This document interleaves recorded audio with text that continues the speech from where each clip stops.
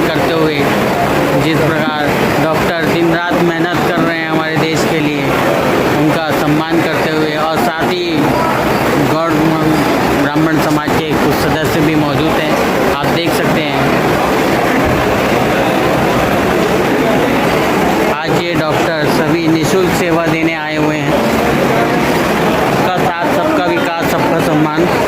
अपना परिचय देंगे। मैं डॉक्टर दिलीप कुमार कंबले, मैं Shri Sai Kripa homoeopathic super speciality clinic Choubey college, मैं principal professor Raipur homoeopathic medical college.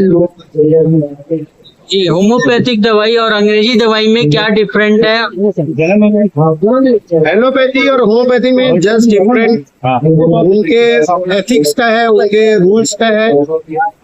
Homeopathy जो है बेसिकली जो है सिमिलिया सिमिलिबस क्यूरेंटर, लाइक्स और लाइक्स पर डिपेंडेंट, कि समान से समान की चिकित्सा होती है इसमें। जैसे हीरे हीरे को काटता है, वैसे होम्योपैथी में ही जो मेडिसिन जिस सिम्टम्स को प्रोड्यूस कर सकती है किसी के शरीर में, उसी सिम्टम्स वाले रोगों को ठीक करती है। इसलिए बहुत कारगर होती है क्रॉनिक डिसीजेस में, पुरानी बीमारियों में।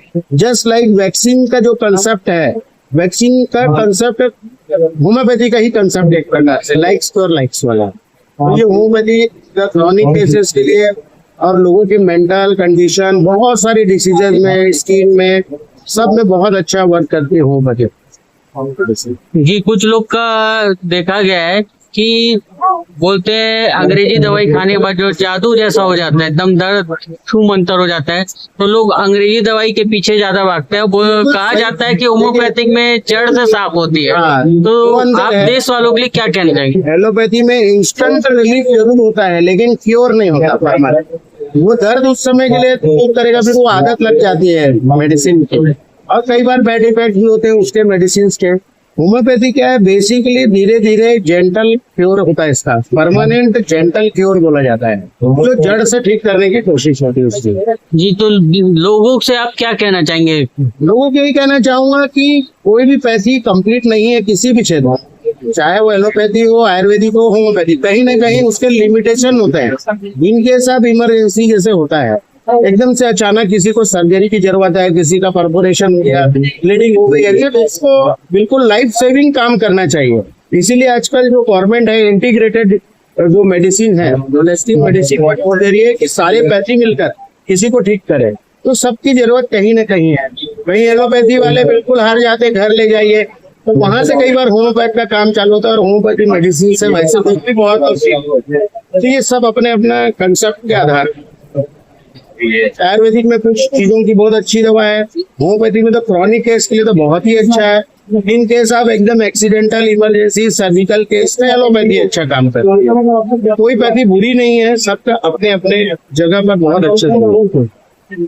जी, धन्यवाद। का परिचय? मेरा नाम शेष नारायण निषाद है और हम विजय डायग्नोस्टिक से आए हैं यहाँ पे निःशुल्क स्वास्थ्य शिविर के लिए। जी, तो आपके डायग्नोस्टिक तो बहुत सारे हैं, तो आपके डायग्नोस्टिक आने से क्या लाभ होने वाला है?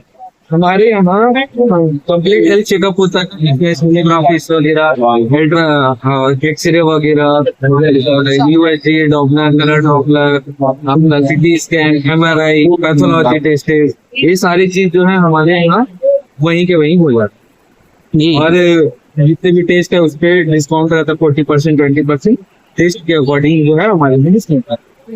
जी, बोला जाता है शुगर जो एकदम से बढ़ जाती है कई बार, और खान पान गड़बड़ जाता है, तो उसके लिए आप क्या कहना चाहेंगे? ये क्या है, आजकल जो है शुगर जो है किसी को भी हो जा रहा है, और 30 जैसे 30 को उम्र होते जा रहा है, शुगर बढ़ते जा रहा है। इसके लिए हमें क्या होता है कि बहुत सारी चीजें जो खास बात परहेज करना रहता है, जैसे कि ज्यादा शुगर खाना नहीं चाहिए, एकदम ज्यादा खाने का। और जैसे ये चीज रहता है कि आपका ये जो जैसे मोमोज का चलन है, ये सारी चीज जो है खाने ही नहीं रहती। ये सारी चीज हमारे साथ डाइजेस्ट सिस्टम में जाता है, होता नहीं, बसता ही नहीं है, डाइजेस्ट होता ही नहीं है, जिससे क्या है हमारा लिवर, ये सारे चीज जो है डैमेज होते जाते हैं। फिर एक एक करके जैसे शुगर हो गया, शुगर के बाद हमारा हार्ट के प्रतिवार जैसे जो है चलते रहते हैं। तो जितना हो सके हमको जो है वेजिटेबल्स वगैरह ये सारी चीज अच्छे अच्छे खाने फ्रूट वगैरह जो है। जी आप देश के लिए क्या संदेश देना चाहेंगे अभी? देश के लिए आप क्या संदेश देना चाहेंगे? अपना हेल्थ चेकअप कराते रहना चाहिए बीच बीच में, क्योंकि आज की जनरेशन में ऐसा फील होते रहता है कि कभी भी अचानक से कोई बीमारी हो जाता है तो अपना health checkup हमेशा कराना चाहिए। ठीक है, धन्यवाद। का परिचय?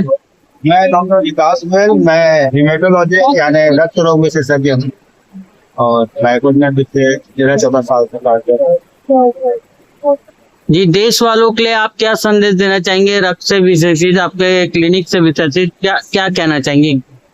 जी, रक्त की जो बीमारियां हैं उसमें सबसे कॉमन जो है खून की कमी है और खून की कमी से बचने के लिए हमको मेनली खाने पीने में सावधानी रखना चाहिए।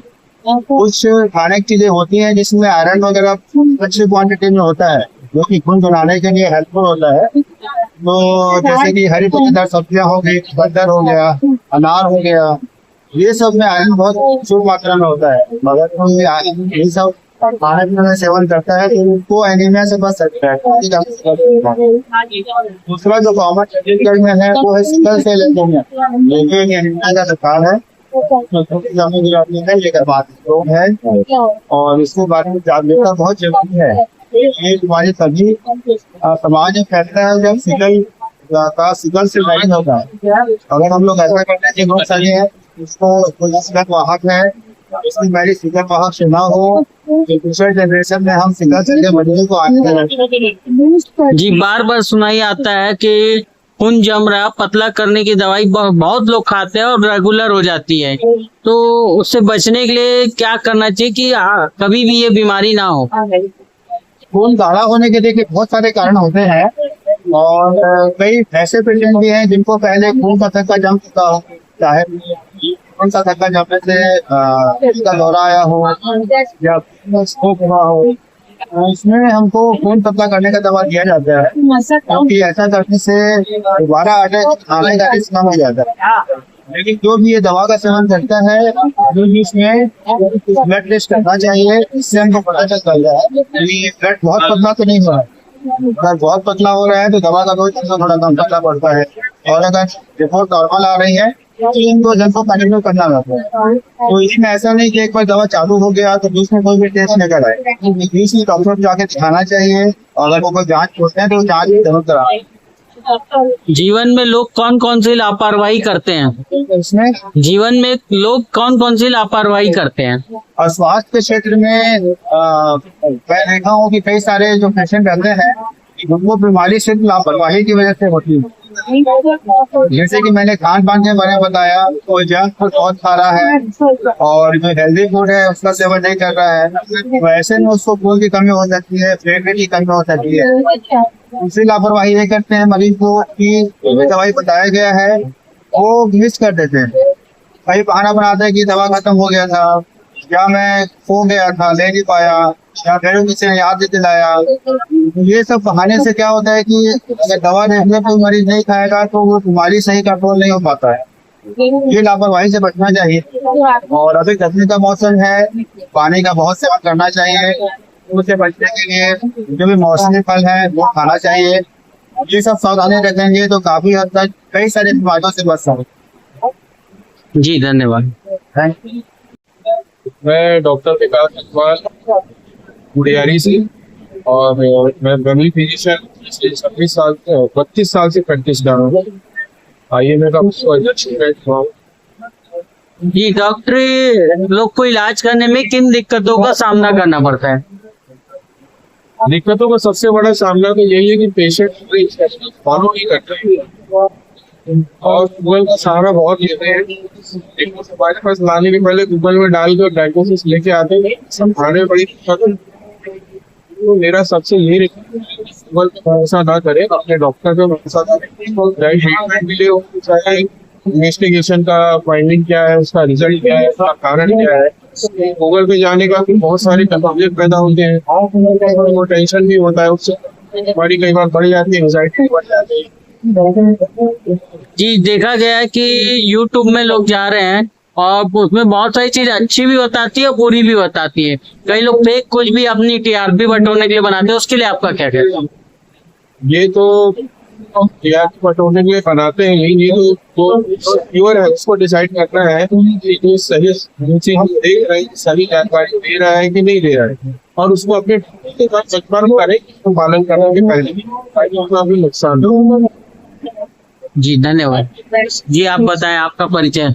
हाँ, मैं डॉक्टर जितेंद्र सलाह पिछले 15 सालों से समता कॉलोनी में डेंटल प्रैक्टिस कर रहा हूँ और हम एक टैगलाइन के साथ हमारे लिए जितना प्रैक्टिस करते हैं वो है complete dental care under one एक छत के नीचे डालता तक निशान Sita memorial multi speciality dental clinic. जी सुनाई में आता है लगातार कि दांत के मसूड़े के यहाँ हमेशा लोगों के दर्द रहता है और उसके लिए लोग एक मेडिसिन खाते हैं दर्द की और दर्द ठीक हो जाता है, तो उसके लिए आपका क्या कहना है? हाँ, दांत का दर्द बहुत प्रकार का होता है। कई बार ऐसा है कि खाना फंसने के कारण हुआ है, कई बार ऐसा है कि वो दांतों सड़क के कारण हुआ है, कई बार वो है कि मसूड़ों में गंदगी होने के कारण हुआ है। तो हम दवाई खा के जरूर टेम्परेरी रिलीफ पा लेते हैं, लेकिन मेरा एक ही निवेदन है सब पब्लिक से कि ऐसी बीमारियों के लिए आप जरूर डॉक्टर को संपर्क कीजिए। वो इनिशियल डेज में ही अगर आप चले जाएंगे तो हो सकता है वो बीमारी बढ़ी नहीं हो, आपका खर्चा भी बड़ा नहीं होगा और कम पैसे में आपका बहुत अच्छा इलाज हो जाए और परमानेंट इलाज हो जाए। ज्यादा दवाइयाँ खाना, जो दर्द की दवाई हो, वो हमारे किडनी और हमारी बॉडी को इफेक्ट करता है। मेरा हाथ जोड़ के पब्लिक से निवेदन है क्योंकि दवाइयों पर भरोसा ना रखें, दांत में इलाज ही है जो उसका रामबाण रक्षा करता है। जी दांत को शुरू से बचाए रखने के लिए जीवन में कोई तकलीफ ना हो, नहीं तो वैसे तो केमिकल युक्त तो बहुत सारी चीज आ गई, लोग यूज भी करते हैं, हर घर में यूज हो रहा है, जिससे दांत सड़ रहे हैं, खराब हो रहे हैं, आगे चल के बहुत तकलीफ होती है। तो उसके लिए क्या करना चाहिए, आप क्या कहना चाहेंगे? मैं एक ही चीज का सजेशन मेरे क्लिनिक में भी हर पेशेंट को देता हूँ, पब्लिक में भी जाता हूँ, वहाँ भी बताता हूँ। आप सुबेरे और शाम दोनों दो आप ब्रश कीजिए। नॉर्मल एकदम सिंपल ब्रश जो आती है 25-26 रुपए के 30 रुपए की मैक्सिमम, और अल्ट्रा सॉफ्ट जिसके हो वैसे ब्रश से यूज कीजिए। पेस्ट जो भी पेस्ट आपको पसंद हो वो पेस्ट कीजिए। पेस्ट एक लुब्रिकेटिंग एजेंट का काम ही बस करता है। ये नहीं हमारा तरीका जिससे हम ब्रश कर दें ताकि हमारे दांतों के बीच में गंदगी नहीं रहे, सफाई अच्छे से नहीं पड़े। तो दिन में 2 बार ब्रश करना है, एक बार जीभ हमारी क्लीन करना है, साथ ही साथ हर बार खाना खाने के बाद हमें कुल्ला करना है। एक और ध्यान रखना है कि कुल्ला करते वक्त हमारे मसूड़ों के लिए एक बार मसाज करना है, साथ ही साथ ब्रशिंग के बाद भी उंगलियों से गम्स की मसाज जरूर करें। हमारे गम्स हेल्दी रहेंगे तो हमारा फाउंडेशन अच्छा रहेगा, फाउंडेशन दांतों का अच्छा रहेगा तो हमारे दांत भी मजबूत। जी गुटखा खाने वालों का दांत हमेशा सड़ता है, उनके लिए क्या कहेंगे आप? गुटखा खाने वालों का दांत हमेशा सड़ता है और उनको बहुत सारी बीमारी होती है, उनके लिए आप क्या कहेंगे? गुटखा के कारण बहुत सारी बीमारियां होती है, दांत का कैंसर आजकल बहुत कॉमन हो गया है। तो मैं निवेदन करना चाहूंगा कि गुटखा का अवॉइड करें। ये सिर्फ दांत को नहीं, हमारी पूरी बॉडी को भी डिस्ट्रॉय करता है। तो आप लोग अपने जीवन से खिलवाड़ कर रहे हैं, ऐसी चीजों के सबसे अच्छा उपाय है अपनी फैमिली को याद रखते। कई लोग बोलते हैं कि सर मेरा तो गुटखा नहीं छूट रहा है, मैं तो छूटना चाहता हूँ, बट अगर वो दिन गुटखा कर लेगा, माइंड अपना बैठा लेगा, जरूर वो गुटखा छोड़ सकता है, सुपारी छोड़ सकता है और अपने दांतों का रक्षा कर सकता है। उतना ही पैसा जितना वो गुटखा में लगाता, अगर वो उसकी एक SIP चालू कर लेगा तो वो उसके बच्चों के लिए, उसके परिवार के लिए बहुत रामबाण की तरह काम करेगा। जी धन्यवाद, आप लोग ने बहुत अच्छी जानकारी दी और ऐसे ही आप लोग से जानकारी लेते रहेंगे हम और लोगों को जन संदेश प्राप्त होते रहे और लाभ हो उससे। जी आपका परिचय? मेरा नाम डॉक्टर प्रिया सराफ है। मैं प्रोफेसर में ग्रेजुएट हूँ और हम 14 साल से अपना क्लिनिक चला रहे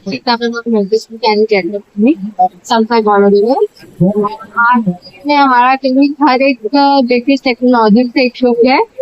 वहाँ छोटे बच्चे से लेकर के बड़े बुजुर्ग तक का हर उम्र के लोगों का इलाज संभव है और ऐसा इलाज जो कि आज के डेट में आधुनिक तरीके से जो किया गया। जी आधुनिक तरीके में आपने क्या सिस्टम लागू किया है, क्या क्या चीजें? तरीके में आधुनिक में जितनी भी लेटेस्ट टेक्नोलॉजीज है, जैसे OPG मशीन है जिसमें मुंह का पूरा एक्सरे आ जाता है, साथ साथ में जबड़े का CT स्कैन भी हो जाता है। ठीक है, फिर हमारे पास इंट्राओरल स्कैनर है जो पहले लोग क्या है मसाला डाल के नाप लेते थे दांतों का बदले जाता था, अब हमारा स्कैन होके ही चला जाता है। हमारा पूरी एक कंप्लीट अलग सेक्शन है जहाँ इंस्ट्रूमेंट को ऑटोक्लेव किया जाता है, स्टेलाइज किया जाता है। स्केलिंग के लिए जो दांतों की सफाई है उसके लिए भी हमारे पास एक छोटी नई मशीन आ गई जो एयर प्रेशर से ही क्लिनिक को दांतों की सफाई कर देती है। साथ साथ हमारे यहाँ डेंटल माइक्रोस्कोप है ताकि साइज करके इन्फेक्शन या ताकि ट्रीटमेंट करें। जी, आज देश वालों को आप क्या संदेश देना चाहेंगे हमारे दांतों के विशेष सबसे अच्छा संदेश ये होगा prevention is better than cure. दांतों की देखभाल आप इतने अच्छे से कर ले कि आपको आगे जाके जी धन्यवाद। जी आपका परिचय। नमस्ते, मैं डॉक्टर गुनगुन अग्रवाल विशेषज्ञ और निसंतानता विशेषज्ञ हूँ। आजकल के जमाने में देखा गया है कि निसंतानता की समस्या बहुत बढ़ रही है। जब प्रकार का ट्रीटमेंट बहुत कराना पड़ रहा है। इसका एक कारण है लेट मैरिजेस, शादियां आजकल बहुत लेट हो रही है। दूसरा ये देखा जा रहा है कि आपके पुरुषों अल्कोहल और धूम्रपान का सेवन इतना बढ़ गया है। इस सब वजह से फेस में भी शुक्राणु की कमी होने के कारण भी निसंतानता का इंसिडेंस बहुत बढ़ गया है। साथ ही साथ कैंसर, स्त्रियों में कैंसर के भी इंसिडेंस बहुत बढ़ रहे हैं। उसे रोकने के लिए मेरा सुझाव रहता है कि हर स्त्री 40 साल की उम्र जिनकी हो चुकी है 40 के बाद अपने स्तन का एक एक्सरे मैमोग्राफी जरूर कराएं और एक सर्वाइकल कैंसर का स्क्रीनिंग टेस्ट होता है जिसे हम कहते हैं पैप स्मीयर, वो जरूर कराएं। इससे क्या होगा, हमें ये पता चलेगा कि हमें आगे जाके कैंसर का कोई रिस्क नहीं। और ये जांचें नियमित रूप से हर साल या 2-3 साल में एक बार जरूर करवाते हैं। इसके अलावा यंग गर्ल्स के लिए आजकल सर्वाइकल कैंसर वैक्सीन भी आ रहे हैं। सरकार की तरफ से ये वैक्सीन अब फ्री में मिल रहा है, तो इसका लाभ जरूर उठाएं। और सारी बच्चियां जो 9 साल से 14-15 साल के बीच की हैं, उन्हें अब ये वैक्सीन जरूर लगाएं। जी धन्यवाद, आपने बहुत अच्छी जानकारी दी और आपसे पूछने के लिए कोई प्रश्न नहीं बचा क्योंकि आपने जानकारी ऐसी दी। बहुत अच्छा लगा आपकी जानकारी प्राप्त की और आगे भी लोगों को इसी तरह जन संदेश मिलता रहे और जो भी नई चीज है उसकी जानकारियां हासिल हो जिससे लोगों को लाभ होता रहे। Thank you. आपका परिचय। मैं doctor Anil Gupta, director Shri Ganesh Vinayak eye hospital. जी, अक्सर सुनाई में आता है आंख से आंसू गिरता है हमेशा, तो वो क्या बीमारी होती है और उसका इलाज क्या है? देखिए, आंखों से आंसू आना, लालपन रहना, खुजली होना, ये कॉमन समस्या हो गई है आज की। आज डिजिटल एज है ना, हर किसी का स्क्रीन टाइम बढ़ गया है, ओवर यूज हो रहा है आंखों का, आंखों को भी थकान लगती है। तो जब थकान लगती है आंखों की, जब थक जाती है तो हम बोलते हैं डिजिटल आई स्ट्रेन, और उसकी वजह से आंखों में आंसू आना, भारीपन लगना और लालिमा रहना, ये कॉमन सिम्टम्स है। पहली चीज है स्क्रीन टाइम कम रखना। दूसरा, पानी की बोतल अपने साथ रखिए, हाइड्रेशन प्रॉपर रखिए। तीसरी चीज, जो आई लाइनर और आई मेकअप लगाते हैं रात को सोने से पहले पूरा वॉश करके सोइए। और चौथी चीज, अभी गर्मियों का सीजन आ गया है, सनलाइट बहुत ज्यादा, खासकर सुबह के जो टाइम है 12 बजे के बाद से लेकर शाम के 4-5 बजे तक, ये लाइट आंखों के लिए भी बहुत नुकसानदायक है।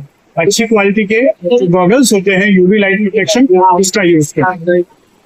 जी जी, जिस प्रकार आपने जानकारी दी कि ये कारण से आई में प्रॉब्लम आता है, तो शुरू से बचपन से लेके बुढ़ापे तक आई को बचाए रखने के लिए, सुरक्षित रखने के लिए क्या क्या करना चाहिए? देखिए, बचपन से लेकर अगर अपन अपनी आंखों का ध्यान देखेंगे ना, तो आंखें भी फिर आपको जिंदगी भर साथ देगी। लेकिन आज की डेट में क्या है, बचपन से ही अपन आंखों की लापरवाही करते हैं, फिर बड़ा होते तो चश्मा और बुढ़ापे तक आंखों में बहुत सारी बीमारी है। तो क्या क्या करना चाहिए? सबसे पहले 7 घंटे की नींद, 6 से 7 घंटे की नींद सबके लिए जरूरी है।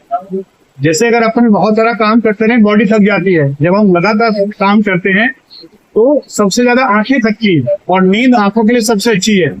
दूसरी चीज डाइट में जो ग्रीन लीफी वेजिटेबल्स हैं, vitamin A, vitamin C, vitamin E और साथ में विटामिन डी, ये 4 चीजें बहुत इंपॉर्टेंट हैं। तो ग्रीन लीफी वेजिटेबल्स हो गई और सिट्रस फ्रूट्स हो गए, ये विटामिन को बहुत अच्छे से भरपूर करते हैं और बॉडी में डेफिशिएंसी को कम करते हैं। इसके अलावा डाइट, केवल विटामिन ही नहीं, नॉर्मल डाइट भी अच्छे से रखनी चाहिए। 3 समय का खाना अच्छे से खाएं, एक्सरसाइज 10 से 15 मिनट में, एक मैं और चीज आपको बता दूं, तो आज का डिजिटल युग है, उसके लिए एक बहुत अच्छी एक्सरसाइज बता रहा हूँ। 20-20-20-20-20 5 बार 20 रूल क्या है? हर 20 मिनट के बाद जब भी आप गैजेट्स पर हैं, स्क्रीन पर हैं, 20 सेकंड के लिए नजर वहां से हटानी है। 20 बार पलकों को झपकाना है, 20 फीट की दूरी पे देखना है, 20 बार आंखों को घुमाना है, 20 बार एंटी क्लॉकवाइज, 20 बार क्लॉकवाइज, और 20 ml का एक सिप पानी का ले लेना। अगर ये छोटी सी चीज आप आदत बना लेंगे, जैसे ब्रश करने की आदत होती है, तो ये आपकी जिंदगी भर आपका साथ देगा। जी जी, धन्यवाद, आपने बहुत अच्छी जानकारी दी। इसी तरह आप लोगों से जानकारी मिलती रहेगी और लोगों को इसका बेहतरीन लाभ मिलेगा। धन्यवाद। जी, आपका परिचय? हाँ, मेरा नाम डॉक्टर प्रदीप अग्रवाल, मैं फैमिली डिविजन और मेडिकल ऑफिसर। वर्तमान में मैं मेकाहारा में से अतिरिक्त मेरा प्राइवेट क्लिनिक है। जी, आप देश वालों को अभी जो बीमारियां चल रही है खान पान की वजह से, और बहुत सारे बच्चे मोबाइल भी नहीं छोड़ रहे, मोबाइल के पीछे ही पड़े हुए हैं, जिसकी वजह से आंखें सबसे ज्यादा खराब होती है और घर घर में चश्मा आ गया है। अब चश्मे वालों की भी निकल पड़ी है, बहुत कमाई हो रही है, तो उसके लिए आप क्या कहना चाहेंगे? देखिए, इसके लिए समाज में जागरूकता फैलाने बहुत जरूरी है। एक तो हम लोगों का जो बचपन हुआ करता था, उस समय पर मोबाइल नहीं था, ये बहुत बड़ा वरदान था मेरे लिए कि हम लोग मोबाइल से हमारा बचपन नहीं गुजरा। आजकल के बच्चे हैं, उनको आपको मोबाइल देना ही पड़ता है। कहीं न कहीं इसमें पेरेंट्स का बहुत अहम रोल होगा कि वो मोबाइल उन तत्वों से दूर रखें। और वही बात खान पान की, जैसे आपने बताया, तो आज की डेट में जितनी भी बड़ी बीमारियां हैं, हार्ट की बीमारियां हैं या ब्रेन स्ट्रोक है, डायबिटीज है, सब खाने पीने और हमारे जीवन शैली संबंधित है। तो खान पान और जीवन शैली आपको ठीक रखना ही पड़ेगा, अदरवाइज आप बहुत अर्ली एज में डायबिटीज, हाइपरटेंशन, ये सब बीमारियों से आपको जूझना पड़ेगा। ये अक्सर एक बात सुनाई में आती है कि ये व्यक्ति बिल्कुल नशा नहीं करता था, फिर भी ये कैंसर से मर हो गया, इसको बीमारियां हो रही है, तो उस पर आपका क्या कहना है? देखिए सर, स्मोकिंग हो, तंबाकू हो, ये एक कारण है कैंसर होने के। इसका ये मतलब नहीं है कि कैंसर के और कारण नहीं है, कैंसर के और भी कारण है। कुछ कारण है जो हमारे हाथों में नहीं है, जो जेनेटिक्स है या एज फैक्टर है, वो हमारे हाथ में नहीं है। वो तो होना है, वो बट आपके हाथ में जो चीजें हैं, जैसे स्मोकिंग है, दूर रहना, अल्कोहल में दूर रहना, उसके अलावा कहीं न कहीं खान पान, आज जो जंक फूड का सेवन हो गया है, कहीं ना कहीं ये सब चीजें भी जो है ना, तो कैंसर के लिए एक महत्वपूर्ण कारण है। तो मेरा हम सभी को यही संदेश रहेगा कि आप अपने हाथ में जो चीजें हैं, जीवन शैली जो आपके हाथ में, तो आप अच्छा रखिए, नियमित रूप से व्यायाम कीजिए, अपने खान पीने की आदत को अच्छा रखिए, नशे से, धूम्रपान से, अल्कोहल से, तंबाकू से दूर। जी, आपका ध्यान मैं एक तरफ और ले जाना चाहूंगा कि जिस प्रकार आपने कहा कि बच्चों को मोबाइल से ज्यादा से ज्यादा दूर रखें, ये हर व्यक्ति कहता है मोबाइल से दूर रखें। उसके लिए स्कूलों में कई सारे थीम बना चुके हैं, बहुत सारे नाटक भी हो चुके हैं, बहुत सारी चीज हो चुकी है। तो आपके पास ऐसा क्या तरीका है, कोई आइडिया है जिससे बच्चे को मोबाइल से दूर रखा जा सके? क्योंकि लोगों को सहूलियत मिलती है कि मोबाइल पकड़ा दो तो अपने को डिस्टर्ब नहीं होगा, हम अपना काम आसान। पहले कठिनाई झेल कर भी, बच्चे को खुश रखकर भी किसी भी तरह से पाल पोस के बड़ा किया जाता था, हेल्थी, मजबूत, स्ट्रांग बच्चे बनते थे, आगे चल के उनका बुद्धि का विकास बहुत अच्छा होता था। तो आपका क्या कहना है इस पर? उसमें जो मुझे लगता है जो हम कर सकते हैं, एक तो पेरेंट्स को खुद ही, अगर वो पेरेंट जैसे मैं ही हूँ, अगर मैं घर में जाता हूँ तो पहले तो मेरे को मोबाइल से दूर रहना। दूसरा क्या है कि मैं मोबाइल में बिजी हूँ, बच्चा आकर के खेलना चाहता है मेरे साथ, लेकिन मैं अपने मोबाइल में बिजी हूँ। इस चक्कर में मैं क्या बोलता हूँ, ये भाई मोबाइल को दूर रख ले, तू इससे खेलिए।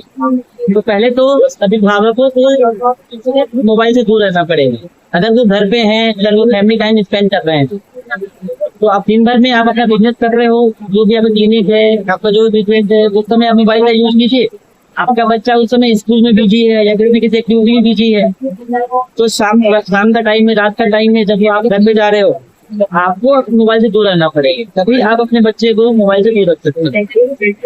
जी जी, बहुत बहुत धन्यवाद आपका, बहुत अच्छा जानकारी आपने दिया।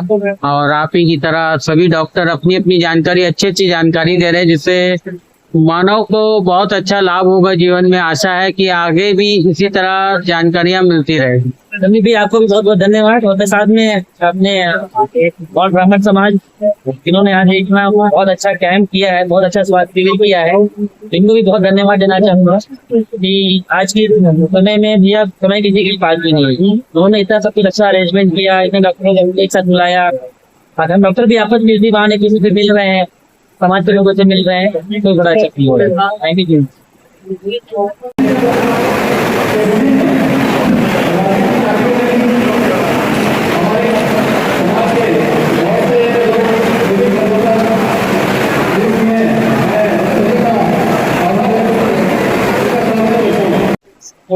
जी, आपका परिचय। नमस्कार, मैं डॉक्टर स्नेही मिश्रा, मैं न्यूरो फिजियोथेरेपिस्ट हूँ। मेरा फिजियोथेरेपी क्लिनिक में श्री वेद फिजियोथेरेपी नाम से समता कॉलोनी रायपुर है। जी, जिस प्रकार कहा जाता है कि लोग मेडिसिन भी ले रहे हैं और फिजियोथेरेपी भी कर रहे हैं, तो दोनों में डिफरेंट क्या है? देखिए, कुछ बीमारियां ऐसी होती हैं जिसमें मेडिसिन बहुत जरूरी होता है, ठीक है। कुछ बीमारी ऐसी है जिसमें एक्सरसाइज जरूरी है। अगर आपके पास ऑप्शन है कोई बीमारी के लिए जो आप एक्सरसाइज से ठीक कर सकते हो, तो बेटर आप एक्सरसाइज करें, ठीक है। कहीं कहीं इमरजेंसी कंडीशन में मेडिसिन लेकिन आप एक्सरसाइज करके अपने आप को हेल्दी रख सकते हैं।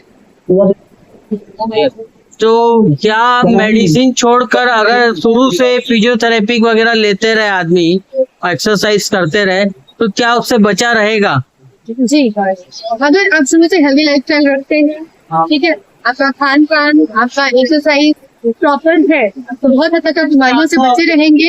आपका जो लाइफस्टाइल है इसी का इम्पैक्ट करता है, उसकी वजह से बहुत सी बीमारियां होती हैं। लाइफस्टाइल अच्छी रहेगी, आपका वेट कंट्रोल रहेगा, रेगुलर बेसिस पे एक्सरसाइज करेंगे। जी, किस तरह की एक्सरसाइज करना चाहिए? किस तरह की एक्सरसाइज करना चाहिए, ये बहुत मतलब इसका आंसर एक लाइन में नहीं दे सकते। इसके लिए आप डिपेंड करता है कि आपका रिक्वायरमेंट क्या है। जैसे अगर आपको केवल रेगुलर बेसिक एक्सरसाइज करनी है, ठीक है, तो एरोबिक्स कर सकते हैं। ऐसी एक्सरसाइज करिए जैसे आपकी जो फेफड़े की मजबूती है। अगर आपका पर्पज है कि आपको स्ट्रेंथ ट्रेनिंग चाहिए, ठीक है, ताकत बढ़ानी है, वो अलग ट्रेनिंग होती है। एंडोरेंस के लिए अलग ट्रेनिंग होती है। रेगुलर आप 40 मिनट्स का एक्सरसाइज बना के डेली एक्सरसाइज कर सकते हैं। हेल्दी जी, इस प्रकार आपने बताया कि हेल्दी फूड और एक्सरसाइज हर बीमारी के लिए अलग अलग, हर चीज के लिए अलग अलग एक्सरसाइज है। अभी तो धीरे धीरे आप बीमारियों को मेडिसिन एक्सरसाइज चलता है।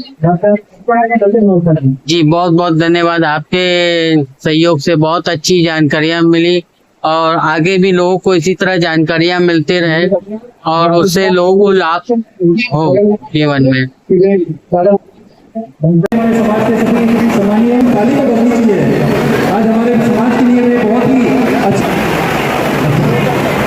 हमारे ताली बजना चाहिए। बड़ी तालिका हमारे समाज के द्वारा सम्मान हो रहा है। हमारे बीच में इसके पश्चात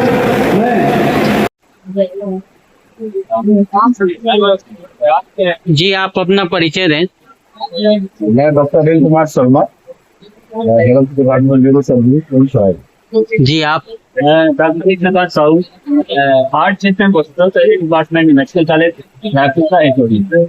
जी, आज देश में गंभीर बीमारियों से लोग जूझ रहे हैं, और ऐसी बहुत सारी बीमारी नाइलाज है, जिससे बचने के लिए लोगों को क्या करना चाहिए, किस प्रकार के जीवन में रहन सहन रहना चाहिए, क्या होना चाहिए? आप हार्ट बिजनेस के बारे में पूछना चाह रहे हैं? तो लाइलाज बीमारी बहुत सारे हैं, बहुत सारे कैंसर है, हार्ट की है। जो चीज हमारे हाथ में है वो है कि सामान्यतः जो 40 के बाद 35-40 के बाद हार्ट अटैक की समस्या ज्यादा है ना लोगों को। तो बचने को वही उपाय है, आप प्रॉपर अपने जो बीमारी है उसको कंट्रोल में रखिए। बीमारी में शुगर है, शुगर कंट्रोल होना चाहिए, थायराइड होनी चाहिए, प्रॉपर एक्सरसाइज है ना, उम्र के अनुसार देख के अपनी क्षमता के अनुसार तीसरा चीज कि आपको रेगुलर चेकअप करवाते रहिए। ऐसा नहीं कि आप रेगुलर चेकअप कराने के लिए होता है, कोई भी बीमारी है ना प्रारंभिक अवस्था में पकड़ में आ जाती है, उससे आप बच सकते हैं। तो आप लोग बोलते हैं मतलब prevention is better than cure, मतलब आप सर्जरी बीमार होने से अच्छा है आप पहले से ही आप उसका रोकथाम करने के उपाय करते हैं। यही चीज ये हार्ट में जहाँ भी वो है आप सबसे अच्छा है। जी, मैं आपका ध्यान इस तरफ करना चाहूंगा कि एक रोज दौरान में कई सारी बीमारी जिसमें रेगुलर दवाई लेना जरूरी है, तो ऐसा कभी कुछ हो सकता है कि हमें रोज दवाई ना लेना पड़े? तीनों का सवाल है। तो आज के टाइम में ब्रेन में स्टार्ट की लगभग सारी बीमारी का इलाज संभव है, क्योंकि आजकल बहुत सारे नई तकनीक अवेलेबल, लगभग सारी बीमारियों का इलाज संभव है। और ब्रेन ट्यूमर के लक्षण नहीं करना चाहिए, लगातार सुधार करना, सुबह के टाइम से ज्यादा सुधार देना, उल्टी होना, घूमना होना, लकड़ों की शिकायत देना, इस तरीके की जो चीजें हैं उन्हें लगातार घर से छड़ाते हैं और घर दिए का संपर्क करके आगे जांच करवा के इसका निदान करवाना। ऐसी आपको चिकित्सा में क्या कमियां नजर आती है? चिकित्सा जगत में आपको क्या कमियां नजर आती है? अभी तक सारी रोगों का इलाज संभव है। उनके टाइम पे बहुत सारे नए नए